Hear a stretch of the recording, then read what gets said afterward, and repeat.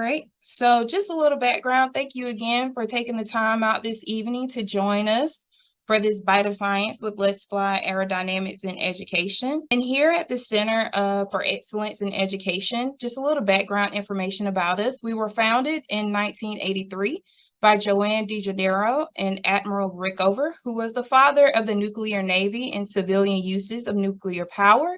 And they both had the mission to nurture high school and university scholars to careers of excellence and leadership in STEM.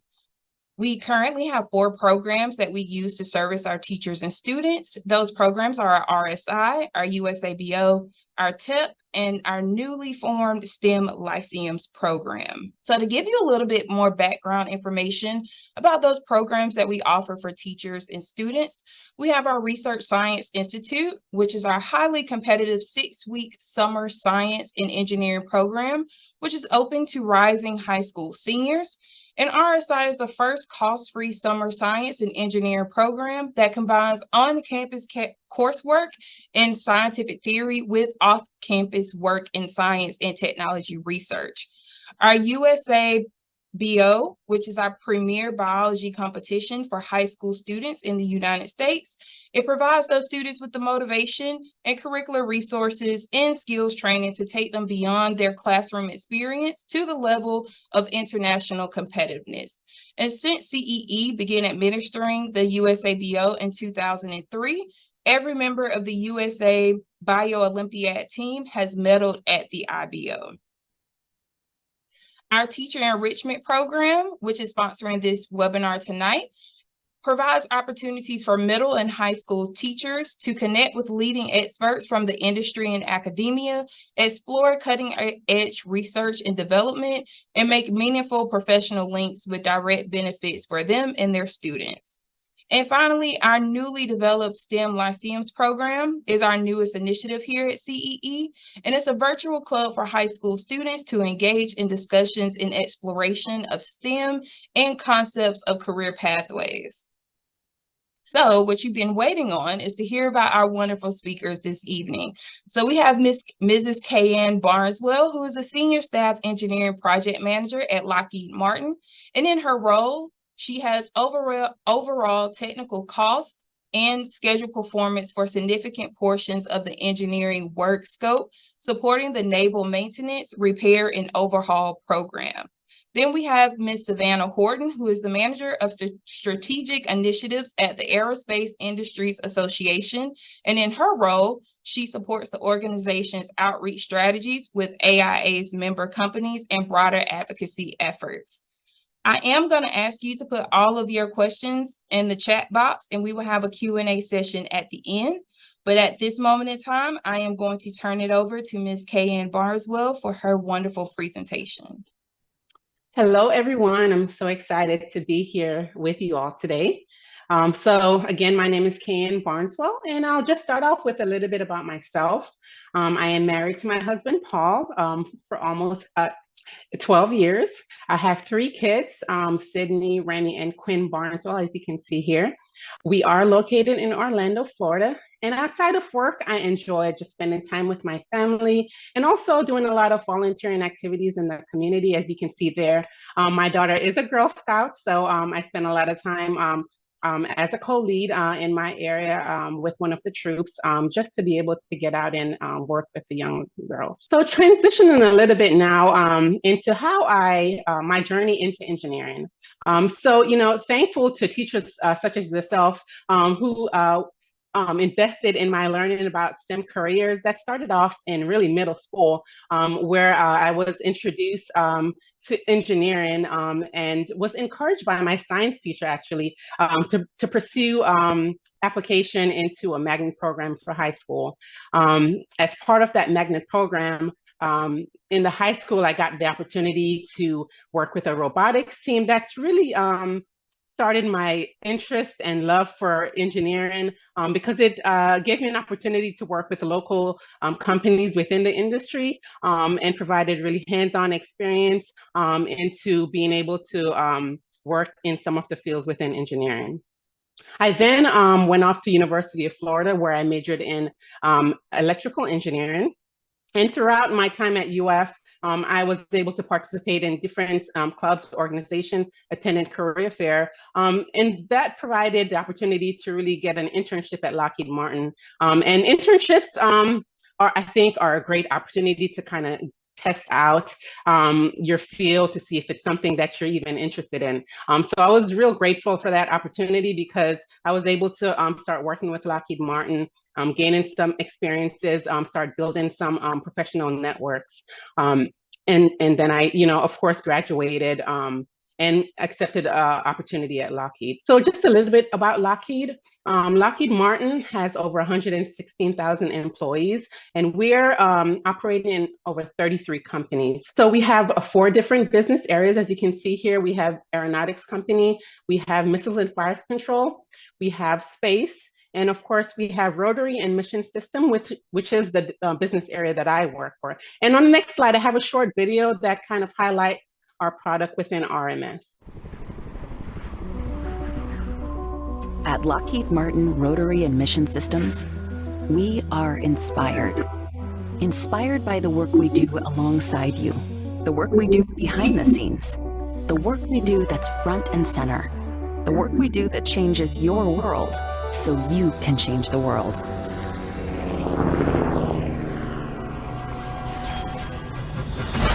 For us, it's always mission first, your mission. We're the inventors and innovators. We support your greatest challenges. We get under the hood and breathe new life into capable platforms. With technology that can integrate across land, sea, air, space, and cyber, letting commanders disrupt and overwhelm adversaries with a new level of precision. We're pioneering the technologies that are crucial to future mission advantage. Autonomous capability that helps you do much more than before. Directed energy to counter emerging adversaries. Augmented reality, virtual reality. Spectrum convergence to dominate this new domain. When you need to secure the seas or see the complete air picture, and forces are better trained when data means split-second decisions are no longer life and death. In that space, you'll find us, with you.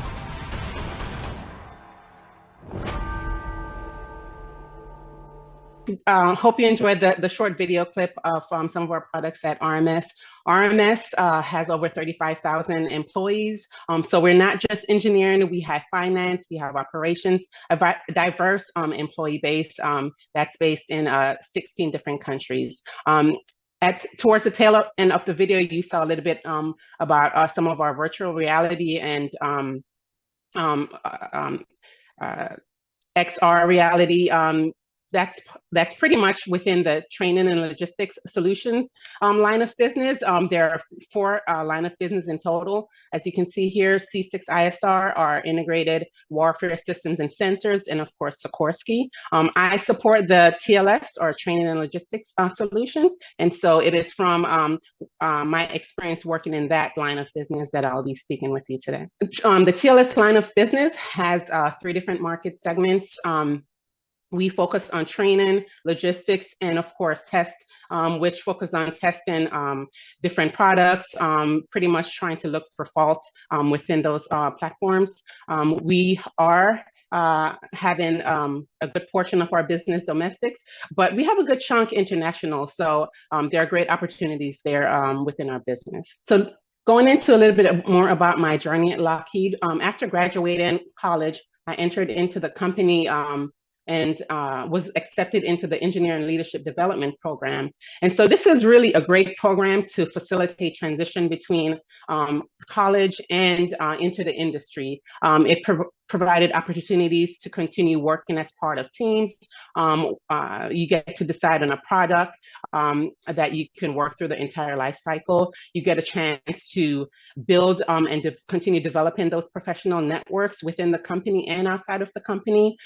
There's a lot of community service and engagement, working to develop mentorship. And of course, it gives you an opportunity, if you want to continue on and building on your education, as part of that program, you have the opportunity to do so. So I thought it was a really great opportunity for me to start developing those leadership skills and those engineering skills early on in my career.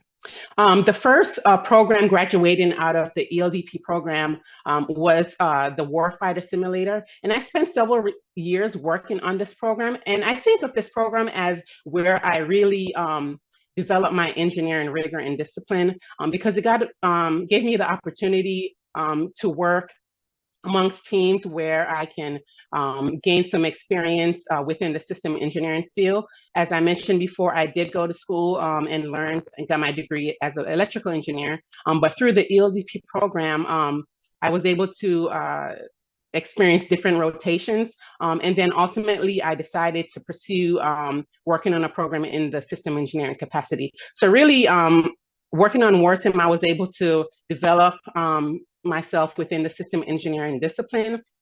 I got a chance to work on a program that trained Army leaders and their staff. If you think about video games that some of your students might play, this is an opportunity to provide a product similar to this to the government, but updated to a fidelity to be able to train Army leaders to be able to make key decisions on the battlefield. So for example, if you think about, what a troop might need within their unit to be able to execute everything down to how many toilet papers they have left, because that is important if you run out of toilet paper. It can track information like this that'll be key to help the leaders make decisions for their team. I also got a chance to really engage and travel internationally and domestically with customers and really learn how to work with them and understand their needs to be able to take back to the teams and further develop our products. So I'd like to say, this really set the foundation for my career and allowed me to build on that as I moved on to other programs. So then I would call this midway because I think of myself as a mid-career employee. I transitioned to the F-35 program, which is a great program that aligns with today's topic. And what I want you all to take away is that, when you think of Lockheed Martin, you think of aerodynamics, but there are a lot of things, for example, with the F-35 program that goes into ensuring that we have a warfighter that is going to stay in operational mode, right?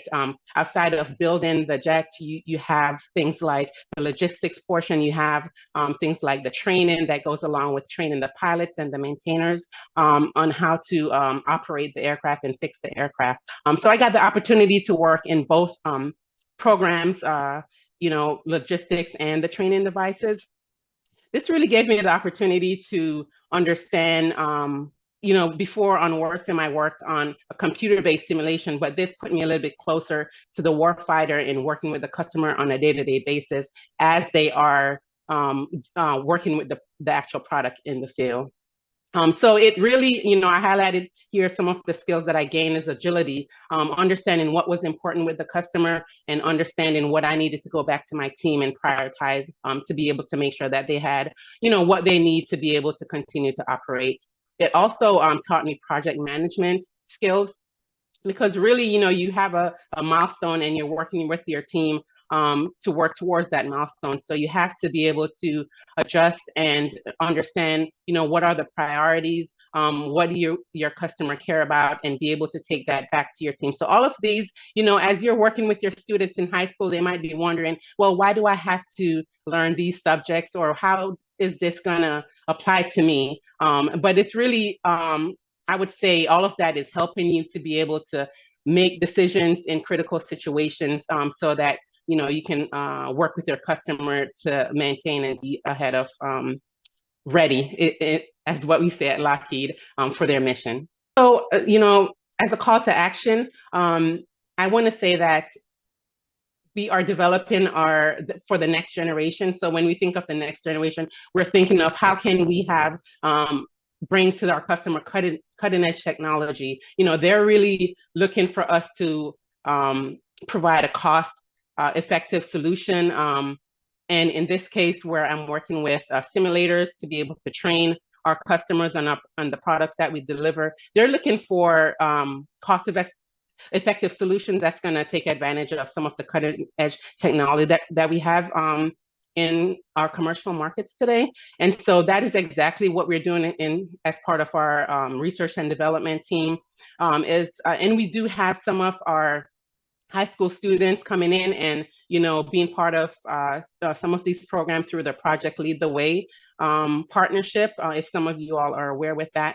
This is giving them an opportunity to work with some of the technology that they're actually working within their day-to-day life, some of the virtual reality tools, and be able to integrate that in working with the team to provide a solution for our customer. So it's a real great opportunity to be able to see high school students that are excited about STEM and be able to work with them to engage with some of our industry leaders to be able to gain that experience early on in their career.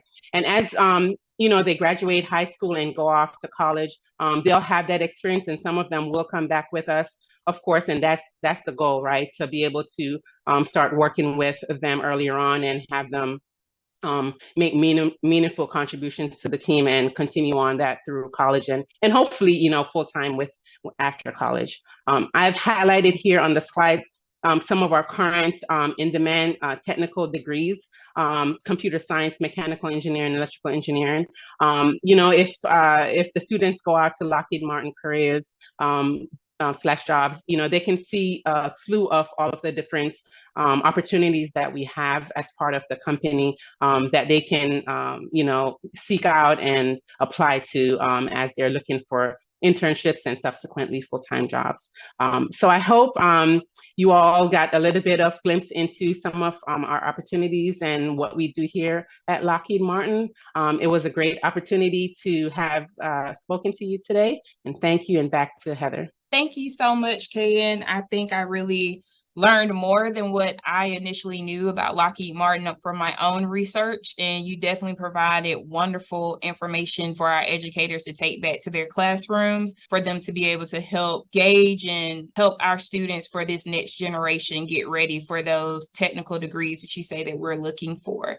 So now I'm going to pass on the topic to Savannah Horton, where she's going to talk about the American Rocket Challenge Program overview. Hi, everyone. My name is Savannah Horton. I'm the Strategic Initiatives Manager at the Aerospace Industries Association. I'm really excited to chat with you all today about our American Rocketry Challenge. It is a program within AIA that is partnered with the National Association of Rocketry, where we host the world's largest model rocketry competition every year. Just a little bit of background on who AIA is. We are a trade association that represents many different aerospace and defense companies from across the U.S. So we have many of our big sponsors of the American Rocketry Challenge include RTX, Boeing, and we also partner with Estes Education. So if you can go to the next slide, I'm just going to go into a little bit of an overview of the program. So the agenda, I'll just start off by giving a little bit of background on who we are and what the American Rocketry Challenge is. Then I'll go into some of the logistics of the 2024 challenge and talk about dates and how you can get your teams involved. I really want this to be kind of an open discussion and kind of being able to walk you through how you might be able to get your students involved in the challenge.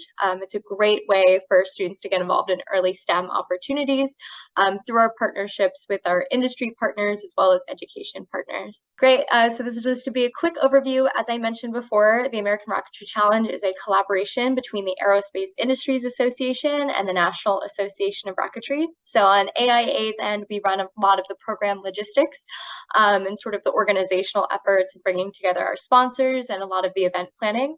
And then we collaborate with the National Association of Rocketry, who provides over hundreds of mentors from across the US who help our rocketry teams design, build, and launch their rockets to completion. So a quick overview of the American Rocketry Challenge. This year, we're excited that we're entering our 22nd year of the world's largest model rocketry competition. Each year, we have around 5,000 students nationwide compete annually. These students are from 6th to 12th graders, so I'm really excited that this is right in your demographic for some of the teachers that we'll be speaking with today. As students design, build, and launch model rockets in a new challenge every year. So the premise stays the same, but some of the measurements and requirements of the rockets do vary year to year to kind of keep the competition fresh. As I mentioned earlier, ARC is organized by AIA and the NAR, as long as with the support of over a dozen aerospace company sponsors and partners with NASA, the FAA, and some of our educational partners, as I mentioned earlier. This is our flagship program for the aerospace and defense industry, and it's heavily influenced in getting 6th through 12th graders involved in STEM early and helping shape their both academic and long-term career plans. Awesome. Just as a recap of kind of the logistics of the competition, each year, nearly 5,000 students from across the U.S. compete. They can come from any state. We've had students and teams participate from different U.S. territories. In 2023 alone, we had nearly 800 teams from 45 states compete for the grand prize of $100,000 in prizes. The top 100 teams are invited to compete out at the national finals in Washington, D.C. The overall champion, the one who takes home the gold at the national finals, is then invited on an all-expenses-paid trip to compete in the International Rocketry Challenge. This alternates each year in even years. So this upcoming year in 2024, the IRC will be held at the Farnborough Air Show in London. In odd years, it's always hosted at the Paris Air Show in Paris, France. Awesome. So just want to dive into a bit of the 2024 challenge requirements. This does get a little bit technical, but I promise that we have plenty of resources online. We provide lots of curriculums for teachers and students who are brand new to rocketry to get involved in the competition. But just some kind of logistics to keep in mind are that teams are made up of a minimum of 3 and a maximum of 10 students per team, and they can be from the 6th through 12th grade. Teams must be affiliated with a US-based school or youth nonprofit. We have middle schoolers, high schoolers, homeschools, charter schools. They just have to be signed up with a school or a nonprofit like the Girl Scouts, Boy Scouts, Rotary clubs, and the like. The teams will design and build and launch these model rockets using contest-approved materials, which we have highly detailed in our handbook. So one of the big overviews of the competition is how do we get these students from launch to landing and competing in the national finals, and that's through our qualification flights. So I'll go into details about that later, but we have National Association of Rocketry Mentors meet teams where they're at and come out and observe their flights. The deadline to submit flight data for national finals will be on April 8th. And then lastly, this year, our national finalists are announced on April 17th, and those students will then be invited to national finals, which takes place every year in Washington, D.C. on May 18th. All right, so here's where we get into the exciting part of why students should join the American Rocketry Challenge. They get so many different STEM benefits, but especially for our students, they're really excited about some of the prize money. So teams competing in the American Rocketry Challenge have a chance to win a part of over $100,000 in prizes. This is our team who won last year from Hardin Valley in Tennessee. We're very, very excited. First place takes home $20,000, and you can see the prize breakdown further. 1st through 10th place teams get some prize money, and it's a great way for the kids to get engaged. Something noteworthy about our program is that the team funding is divided amongst the students in terms of a merit-based amount. So they get to take home that and share themselves, which is super exciting for our students. And then there's also additional awards, as kind of I hinted earlier with our presentation and marketing competition. We also have a prize for the best first-time finalist at the American Rocketry Challenge finals. I'm just going to dive into a little bit more logistics about our presentation competition.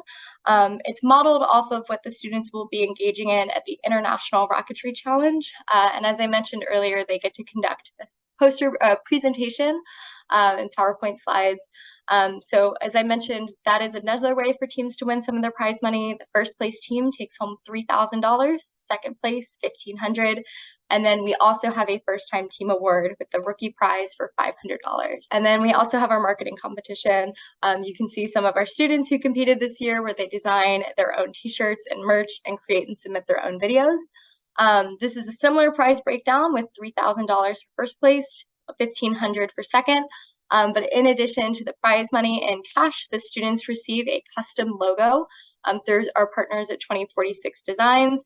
And they also get to get a lot of their own custom swag created based on the logo that was designed. So as I mentioned earlier, there is a qualification flight portion. I know it sounds really technical, but this is something that we have our mentors work with our students from start to finish. So during the design, build, and launch process, we encourage students to take lots and lots of test flights as they kind of design and construct their model rockets. Some of our most successful teams will do between 10 to 30 test launches, and they will take data so that they can constantly refine their flights. When students are ready to have their flights be an official qualifying flight to submit scores for the American Rocketry Challenge, we will send out an observer from the National Association of Rocketry who will officially call it as a qualification flight. So these are just kind of our steps where we want to make sure that that NAR observer is notified in advance. Teams get up to 3 qualification flight attempts that we take the best of the 2 scores. And as I mentioned, those top 100 teams based on those scores will be headed to our national finals. As I mentioned earlier, the deadline for students to complete their qualification flights is April 8th. So this is still super, super early, even in our registration period. Typically, we see students do their early designs of their rockets starting in about November and December. So if you have any interest in the American Rocketry Challenge, we would encourage you to fly early and fly often and get registered as soon as you can.